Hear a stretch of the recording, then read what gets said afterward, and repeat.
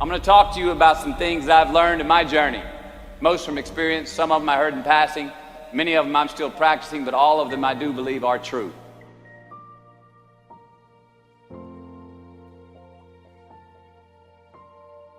Life is not easy. It is not. Don't try to make it that way. Life's not fair. It never was. It isn't now, and it won't ever be. Do not fall into the trap, the entitlement trap, of feeling like you're a victim. You are not. Get over it and get on with it. So the question that we got to ask ourselves is what success is to us. What success is to you. Is it more money? That's fine. I got nothing against money. Maybe it's a healthy family. Maybe it's a happy marriage. Maybe it's to help others, to be famous, to be spiritually sound, to leave the world a little bit better place than you found it. Continue to ask yourself that question. Now, your answer may change over time, and that's fine. But do yourself this favor. Whatever your answer is, don't choose anything that will jeopardize your soul.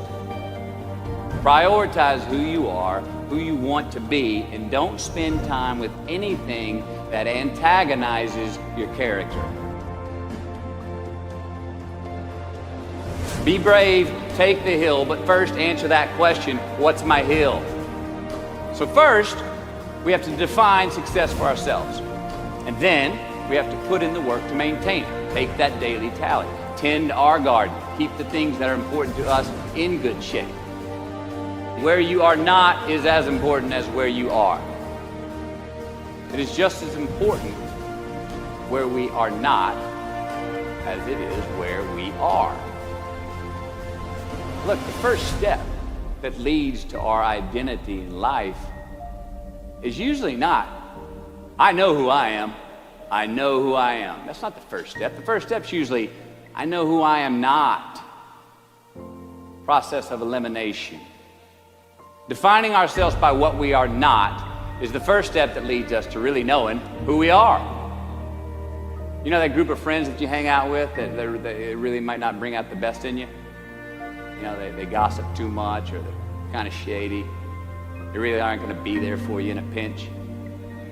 Or how about that bar that we keep going to that we always seem to have the worst hangover from? Or that computer screen, right? The computer screen that keeps giving us an excuse not to get out of the house and engage with the world and get some real human interaction. Or how about that food that we keep eating? Stuff that tastes so good going down, it makes us feel like crap the next week. We feel lethargic and we keep putting on weight.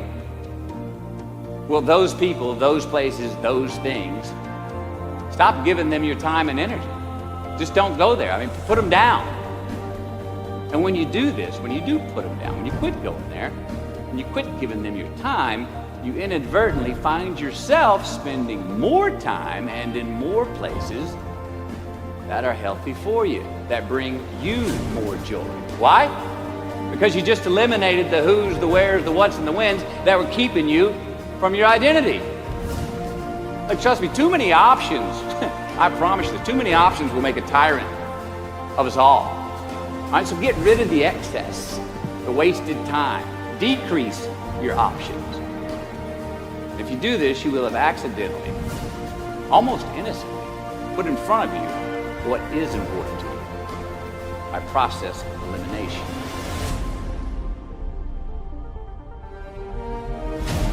Knowing who we are is hard. It's hard. Give yourself a break. Eliminate who you are not first, and you're going to find yourself where you need to be.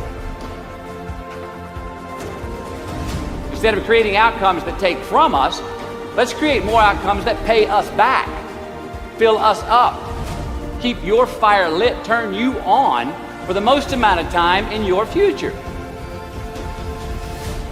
We try our best, we don't always do our best. Architecture is a verb as well. And since we are the architects of our own lives, let's study the habits, the practices, the routines that we have that lead to and feed our success. Our joy, our honest pain, our laughter, our earned tears. Let's dissect that and give thanks for those things. And when we do that, guess what happens? We get better at them. And we have more to dissect.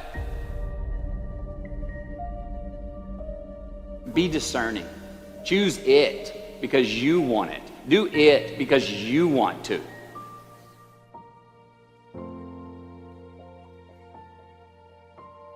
We're going to make mistakes. You got to own them.